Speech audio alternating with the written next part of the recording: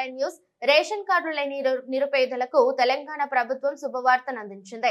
రాష్ట్రంలో కొత్త రేషన్ కార్డుల కోసం మీ సేవా కేంద్రాలు దరఖాస్తు చేసుకునే అవకాశాన్ని కల్పిస్తూ ప్రభుత్వం ప్రజలకు ఊరటనిచ్చింది. లబ్ధిదారుల నుంచి రేషన్ కార్డుల కోసం దరఖాస్తులను స్వీకరించాలని మీ సేవా కమిషనర్ ను పౌర సరఫరాల శాఖ కోరింది. రేషన్ కార్డుల మంజూరుకు సంబంధించిన మార్గదర్శకాలను ప్రభుత్వం ఇదివరకే విడుదల చేసింది. ఇదిలా ఉండగా కొత్త రేషన్ కార్డులతో పాటు రేషన్ కార్డుల్లో మార్పులు, చిరునామా మార్పులు, ఇతర వివరాల సమీకరణాలు కూడా ఆన్లైన్ ద్వారా సులభంగా చేసుకునే వెసులుబాటును కల్పించింది.